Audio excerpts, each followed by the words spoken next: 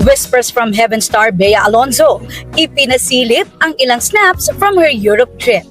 From the majestic Eiffel Tower, good food, jam-packed concert, to a romantic boat ride. Kapuso actress na si Bea Alonzo, napatrubak sa kanilang biyaheng Espanya.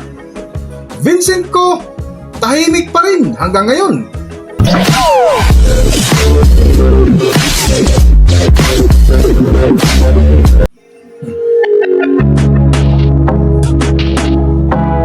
Welcome back to Philippine Celebrity Broadcast. Palaisipan pa rin hanggang ngayon ang napurnadang kasal ni Bea Alonzo at Vincent ko na kung saan marami pa rin mga supporters ni Bea Alonzo ang nagabang ng mga bagong post ng dalaga. Kung matatandaan sa kasagsagan ng chismis na hindi matuloy ang kasal ni Bea Alonzo, May 14, 2026 ay biglang lumutang sa publiko ang negosyanteng si Vincent ko na kung saan umatin sa isang event sa grocery convention sa World Trade Center sa Pasay City kasama ang amang retail tycoon na si Lucio Po at ang ilang miyembro ng pamilya na nakipagkwentuhan pa kay Jerry Corsales.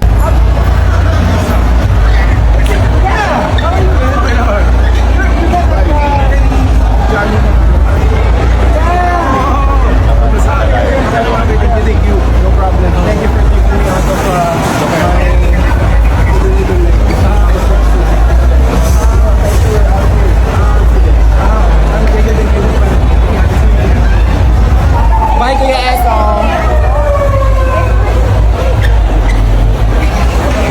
Kuya Echo, bye. Bye. At lumipas nga ang ilang linggo matapos ang kumalat na balita na hindi natuloy ang kasal ng dalawa. Ngayon ay unti-unti nang naglabas ng ilang pruweba si Bea Alonzo na kahit hindi man natuloy ang kasal ni Vincent ko, ay masaya pa rin ito na humarap sa publiko na kung saan isa sa kanyang ipinagmalaki ang kanyang pamamasyal sa bansang Espanya kasama ang ilang miyembro ng pamilya. Para sa buong kwento, narito ating panoorin ang video. Narito ang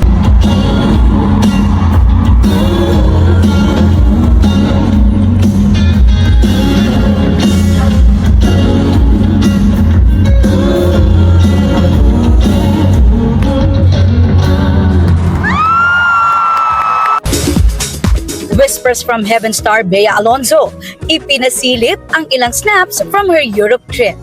From the majestic Eiffel Tower, good food, jam-packed concert, to a romantic boat ride.